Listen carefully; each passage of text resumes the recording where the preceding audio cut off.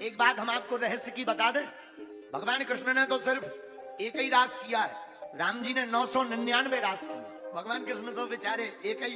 राम जी को भी आप कम मत मानना, राम जी भी कम गुरु नहीं है। राम जी गुरु हैं तो भगवान कृष्ण उन्हीं के चेला जैसे हैं तो एक। राम जी भी कम नहीं, राम जी ने तो 999 रास रचाए। बस इतना अंतर है, इनके एक विवाह हुए, भगवान कृष्ण के अनेक हुए, लेकिन अनेक भी राम जी के चक्कर में अब जितने अनेक विवाह 16,108 भगवान कृष्ण के भाई हैं, ये इनकी देन नहीं, राम जी की देन है। अच्छा, इसको सिद्ध कैसे करेंगे तो सुनो।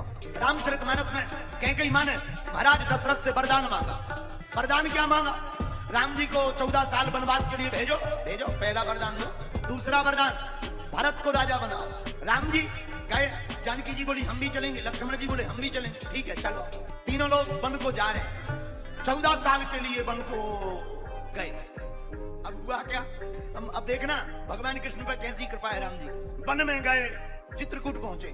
जितने अमलात्मा विमलात्मा महात्मा थे सब राम जी के पास स्वागत करने आए। प्रभु आए हैं, प्रभु आए हैं, वाह वाह वाह। सब महात्मा स्वागत कर रहे, प्रणाम कर रहे, जय जय कर रहे, स्तुति गा रहे, भगवान आए, भगवान आए। लेकिन 2-3 दिन तो महात्मा आए, फिर सब गायब हो गए। भगवान ने लक्ष्मण जी से पूछा, लक्ष्मण जी महात्मा कहाँ एब्सेंट हो, कहाँ गायब हो गए, कहाँ गए? लक्ष्मण जी बोले अभी देख रहे। लक्ष्मण जी गए सो जितने महात्मा थे सब पत्थर ठोकने लगे, बड़ी बड़ी शिलाएं ले और कीला से पत्थर ठोके। वापस आए लक्ष्मण जी। राम जी बोले कि क्या हुआ लक्ष्मण जी, महात्मा कहाँ गए? लक्ष्मण जी बोले महात्मा हैं तो वन में, लेकिन बंध में नहीं आ। बोले काहे में? बोले वन में तो हैं, लेकिन सब पत्थर ठोक रहे, मूर्तियां बना रहे। राम जी बोले ये क्या लफड़ा है? लक्ष्मण जी बोले हमें पता नहीं है, आप ही पूछो। चलो, महात्माओं ने अपने अपने आश्रम के बाहर बड़े बड़े पत्थरों की मूर्तियां बनाकर रख ली। छोटे छोटे गोल मटोल पत्थर रख लिए, सफेद, बड़े, लंबे, मोटे, पतले। राम जी महात्माओं के पास पहुंचे, बोले महात्माओं ये पत्थरों का काम क्या है? महात्मा बोले सरकार आप ठीक आए वन में। बोले क्यों? बोले एक कृपा। बोले क्या कृपा? महात्मा बोले महाराज हमने सुनी कि आप जिस पत्थर के ऊपर अपना पैर रख देते हो वो नारी बन जाता है। राम जी हंस के बोले मतलब क्या कहना चाह रहे? बोले महाराज हमने देखो कि आपके संगे भी हैं, जानकी माता जी आपके साथ में भी हैं। हम बेचारे महात्मा जंगल में रहते हैं, अपने हाथों रोटी बनाने पड़ती है, फिर भजन करना पड़ता है, तो हम सोच रहे कि हमारी भी घरवाई आ जाए, कम से कम रोटी बनाने वाली तो हो जाएगी, रोटी बनाएगी, हम बढ़िया जो है भजन करेंगे। राम जी जानकी जी की तरफ देख के बोले जय हो देवी जी, न तुम बनाऊती न जी बैरागी महात्मा गृहस्थी बनवे की बात सोचती। अब कोई बात नहीं, राम जी ने समझाया ऐसा नहीं है, बड़ा दुख होता है, गृहस्थ में बड़े झंझट हैं, आप ना पढ़ो। महात्मा मान गए, लेकिन पूर्णतया नहीं माने। तो लोगों का मानना है कि जानकी जी का हरण रावण ने किया, हमारा मानना है कि राम जी ने ही जानकी जी का हरण जानबूझकर कराया। जब रावण ने जानकी जी का हरण कर लिया, राम जी ने करवा दिया, तब राम जी जानकी जी के वियोग में रो रहे, और जहां महात्मा दिखावे सोते ही राम जी और जोर जोर से रोवे, हे सीते। पेड़ से लिपट जाएं, हिरणों को देखकर पूछे तुमने देखी जानकी जी, रोवे। महात्मा बोले भगवान की बड़ी कृपा के हमारा ठीक नहीं ब्याह भाव। दूसरे महात्मा बोले मतलब? अरे बोले भगवान ने ठीक नहीं नारी बनाई, अगर नारी बनाई होती हो घर में लुगाई होती तो जैसे भगवान रो रहे अपन को और रोना पड़ता। मन में तो और राक्षस आते ही रहते, पता नहीं कौन हरण करके ले जाए। वे हैं भगवान रो रहे लुगाई के चक्कर में। जब भगवान रो रहे तो हम लोगों को तो रोना ही पड़ता। भगवान भी बड़े अद्भुत है, राम जी भी महात्माओं को देख करके जहां महात्मा दिखाते, जहां महात्माओं के आश्रम आते, उस तरफ महाराज भगवान मुंह करके और जोर से रोवे सीते। महात्माओं को लगे हे भगवान, ये सुबह रोने पड़ा। सब महात्मा बोले प्रभु बड़ी कृपा, हमारा ब्याह ठीक नहीं करवा। लेकिन आगे चले तो कुछ और महात्मा आए, प्रभु हम आपके रूप को देख करके मोहित हो गए, धन्य है आपका रूप और आपकी सुंदरता। सरकार हम आपके रूप को देखकर मोहित हो गए, आप हमको स्वीकार करो। मिथिला में भी कुछ मिथिला की रानियां मिली जो भगवान के रूप को देखकर मोहित हुई, और वो कहने लगी सरकार हमें भी स्वीकार करो। राम जी बोले देवी अभी तो हम राम अवतार में हैं, इसलिए एक पत्नी व्रतधारी रहेंगे, लेकिन द्वापर में कृष्ण अवतार लेकर आएंगे तब अनेक पत्नी व्रत धारण कर लेंगे। तो जो ये 16,108 विवाह हैं भगवान कृष्ण के, इनकी देन भी राम जी की है। इसमें भगवान कृष्ण की कोई गलती नहीं है, न राम जी ऐसा वचन देते, न भगवान कृष्ण को ऐसा करना पड़ता।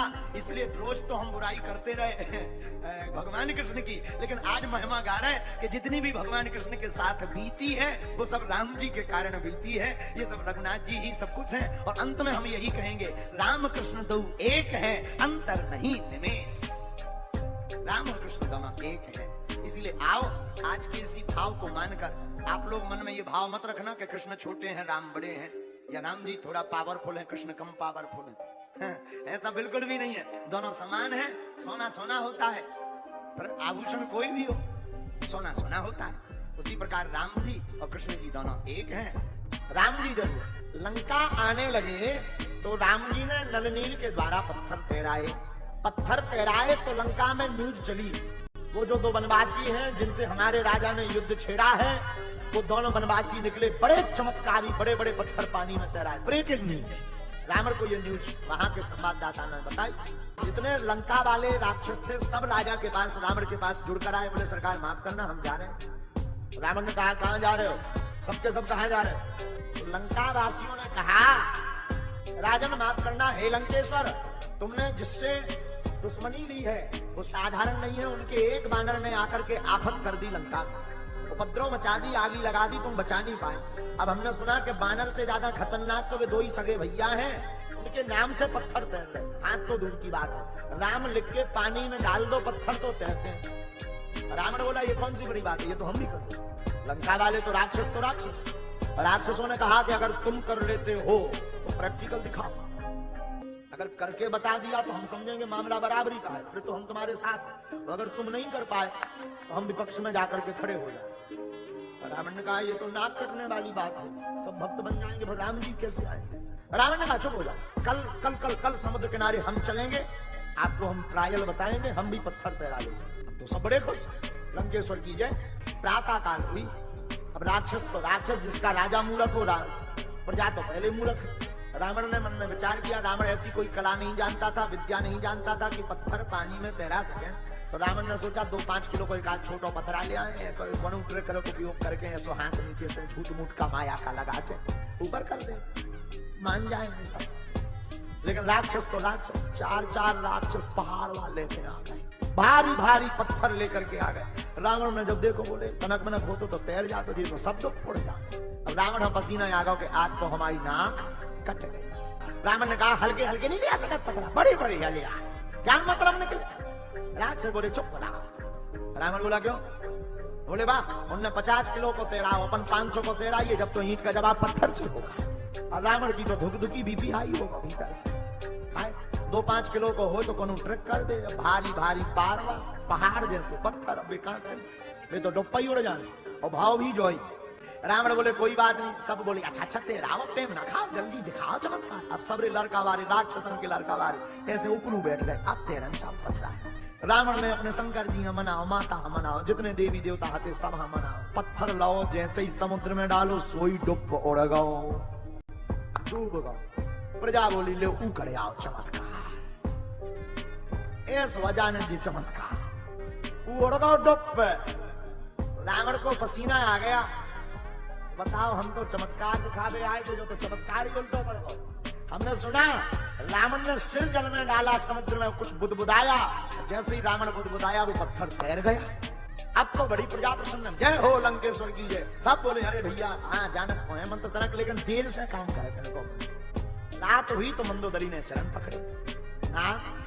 हमें पता है कि आप ऐसा कोई मंत्र नहीं जानते, ऐसा कोई उपाय नहीं जानते, ऐसी कोई सिद्धि नहीं है कि तुम पानी पत्थर में तैरा सको। रहस्य बताओ क्या कारण है?